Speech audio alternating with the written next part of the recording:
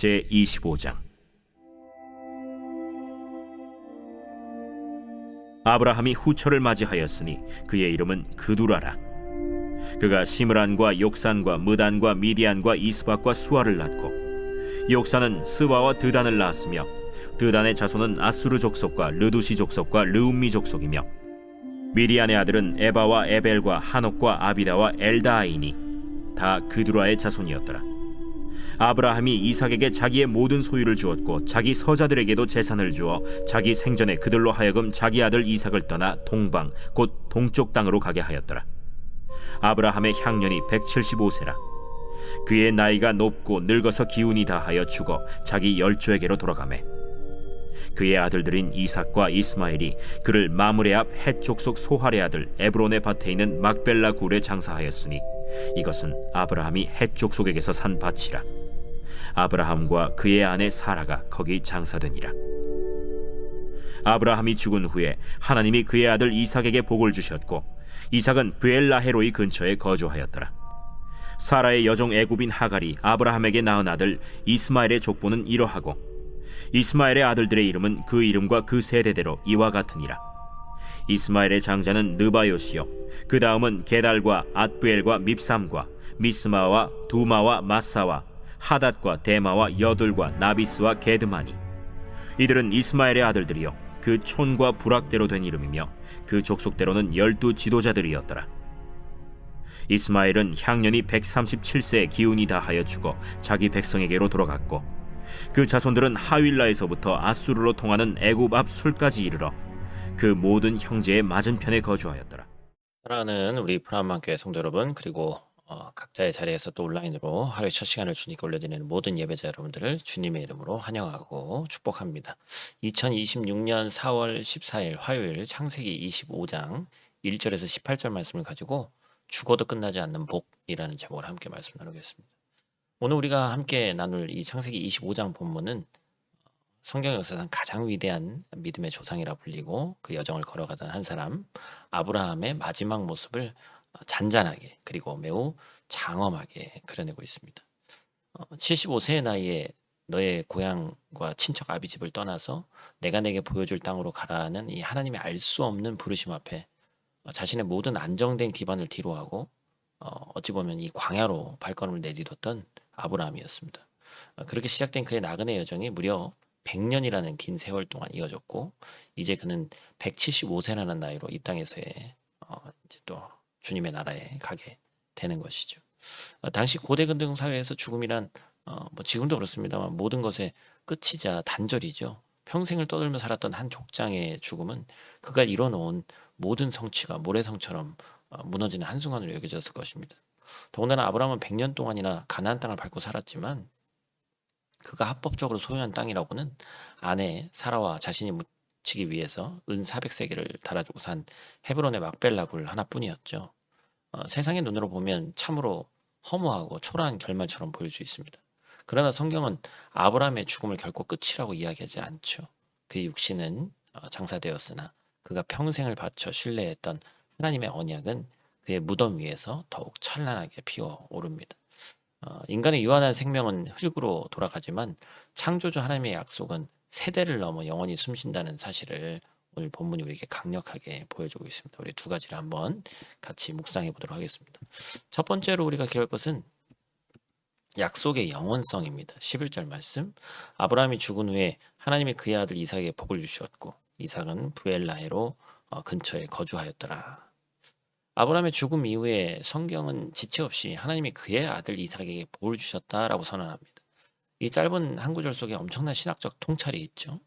하나님은 아브라함과 맺으셨던 언약을 잊지 않으신 것이죠.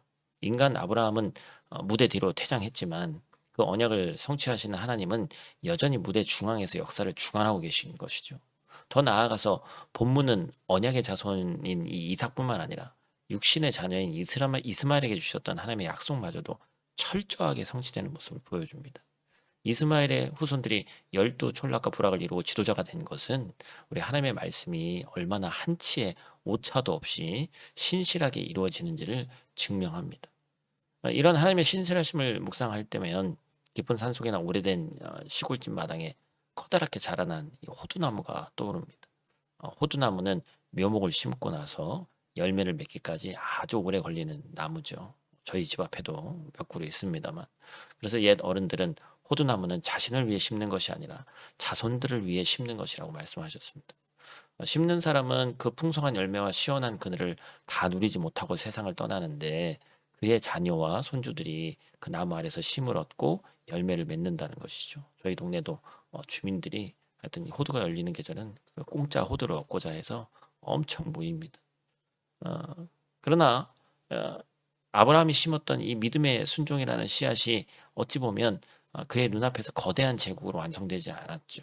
자기가 믿음의 조상이라고 이제 나중에 이제 불리긴 합니다만 그때 당시에는 보이지 않았어요. 그가 심어놓은 믿음의 호두나무가 어떻게 됐습니까? 그가 죽은 후에도 멈추지 않고 자라나서 이삭을 덮고 야곱을 덮고 마침내 예수 그리스도라는 생명의 열매로 온 인류를 덮는 구원의 그늘이 됐죠. 여러분 우리는 어떻습니까? 우리는 지금 당장 내 손에 쥐어지는 이익과 내 당대에 이루어질 눈앞의 성취만을 위해서 밭을 일구고 있지는 않은지, 우리의 기도가 우리의 수고가 당장 응답되지 않는다고 낙심하고 계시지는 않는지 여러분 한번 기억해 보시기 바라요. 우리가 믿음으로 심은 씨앗, 눈물로 뿌린 기도는 결코 땅에 떨어지지 않는다는 것을 한번 기억하시고, 하나님께서 아브라함이 죽은 후에도 열심을 다해 우리 인생을 위해 일해 주신 것처럼 우리가 떠난 후에도 우리의 자녀와 우리가 사랑했던 영혼들 위해 우리가 심은 믿음의 열매를 반드시 거두게 하실 줄로 믿습니다.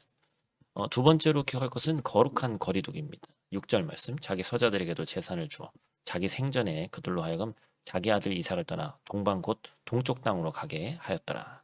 아멘. 하나님의 약속이 영원히 흘러가게 하기 위해서 아브라함이 보여준 마지막 행동이 매우 단호하고 현실적이었습니다. 아브라함은 자신이 세상을 떠나기 전에 후처 그두라에게서 낳은 아들들에게도 넉넉한 재물을 주어서 언약의 상속자인 이삭의 곁을 떠나 동쪽으로 가게 합니다. 매몰차게 떠나보내는 게 아니라 인간적인 어떤 미움이 아니라 하나님의 구원 역사가 흘러갈 이 장자의 언약의 통로를 보호하기 위해서 아브라함의 이 뼈를 깎는 이 결단이 있었던 것이죠. 혈연의 정에 얽매여서 훗날 발생할 수 있는 기업의 분쟁과 영적 혼란을 사전에 차단하고 오직 하나님의 뜻만이 온전히 이루어지도록 환경을 세팅하는 것이죠. 이런 아브라함의 결단은 마치 노련한 정원사의 가지치기와 같습니다. 가수원을 가꾸는 정원사는 봄이 되면 멀쩡해 보이고 건강해 보이는 나뭇가지들을 과감하게 잘라냅니다. 나무가 아파할지라도 잔가지로 분산되는 영양분을 차단해야지만 가장 중요하고 튼실한 가지에서 크고 단단한 열매를 맺을 수 있기 때문입니다. 아브라함은 좋은 것들을 포기함으로써 가장 위대한 것을 지켜냈습니다. 또한 그는 가나안 땅 전체를 약속받았음에도 스스로는 나그네의 정체성을 잃지 않고 오직 영원한 하늘의 도성만을 바라보며 살았습니다. 그가 유일하게 소유했던 막벨라굴은 단순한 묘지가 아니라 죽음의 순간까지도 이 땅에 소망을 두지 않고 하나님의 약속을 부여잡은 거룩한 이정표였죠. 사랑하는 성도 여러분, 이 거룩한 가지치기의 영적 원리가 오늘 우리의 일상과 직장, 관계 속에서는 어떻게 적용돼야 하는지, 때로는 우리를 둘러싼 환경 속에 죄는 아니지만 우리의 영적 에너지를 갉아먹고 하나님과의 관계를 소홀하게 만드는 수많은 잔가지들이 있습니다. 그것은 지나치게 몰두하는 취미생활일 수도 있고 무의미하게 시간을 보내버리는 습관일 수도 있고 영적인 성장을 방해하는 관계일 수도 있습니다. 정에 얽매여서 혹은 당장의 편리함 때문에 이 가지들을 방치하고 살고 있지는 않은지 돌아봐야 합니다. 내 삶에 허락하신 하나님의 온전한 약속을 꽃피우기 위해서 오늘 내가 과감하게 정리하고 거리를 두어야 할 환경이나 습관이 무엇인지 돌아보고 내 인생의 중심에 이삭이라는 언약만이 단단히 뿌리내리도록 주변을 정돈하는 거룩한 결단이 오늘 우리의 삶에 있어야겠습니다. 아브라함은 죽었습니다. 그러나 그의 믿음은 죽지 않았고 그를 향한 하나님의 복도 끝나지 않았습니다. 그는 100년의 나그네 생활 속에서 인간적인 성취를 자랑하지 않았습니다. 오직 눈에 보이지 않는 영원한 하늘 도성을 소망하면서 하나님이 주신 약속 하나만을 가슴에 품고 살았습니다. 죽음이라는 거대한 장벽 앞에서도 그는 두려워하지 않았습니다. 자신이 죽어 흙이 될지라도 언약의 하나님은 살아계셔서 자녀들의 세대를 이끌어 가실 것을 그는 확신했습니다. 오늘 우리에게 주어진 하루는 영혼을 향해 나아가는 징검다리입니다. 당장 눈앞에 결과가 보이지 않아도 낙심하지 마시길 바라고 하나님은 여러분의 수고와 눈물의 기도를 다 기억하고 계십니다. 불필요한 것들을 과감히 덜어내는 거룩한 결단을 통해서 우리의 시선을 오직 주님께로 고정하시고 우리의 호흡이 닿는 그날 육신의 생명은 끝날지라도 우리가 품었던 믿음과 하나님의 축복은 누군가의 가슴에 영원히 살아 숨쉬게 된다는 거룩한 유산을 남긴다는 사실을 잊지 않으시길 바라고 죽어도 끝나지 않는 이 위대한 축복의 주인공으로 우리가 우리 일생을 당당하고 승리하며 살아가는 저와 여러분들 되시기를 간절히 축복합니다.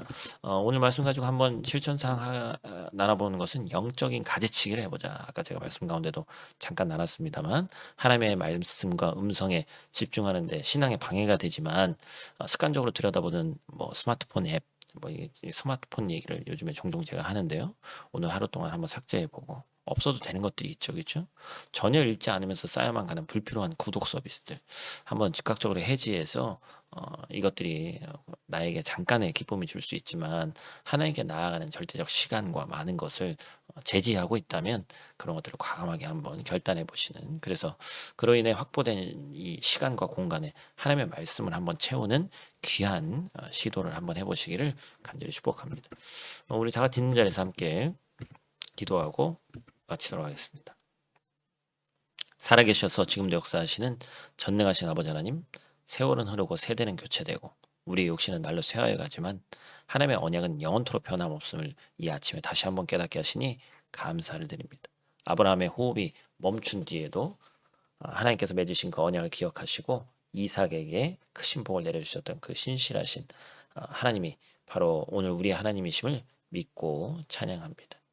우리가 오늘 흘리는 땀과 기도의 눈물이 당장 열매를 맺지 못하는 것처럼 보일지라도 낙심치 않게 하시고 내가 심은 믿음의 어떤 영적 호두나무가 훗날 우리 자녀들과 다음 세대에게 영원토록 마르지 않는 축복의 그늘이 될 것을 굳게 믿으며 묵묵히 이 좁은 길을 걸어가게 하여 주시옵소서. 또한 우리 삶에 언약이 성취되는 것을 가로막는 인간적인 욕심과 불필요한 가지들이 있다면 아브라함처럼 단호하게 잘라내고 정리하는 거룩한 용기 또한 허락하여 주시옵소서. 영원한 생명과 복의 근원 되시는 우리 주 예수 그리스도 귀하신 이름으로 간절히 축복하며 기도하옵나이다. 아멘.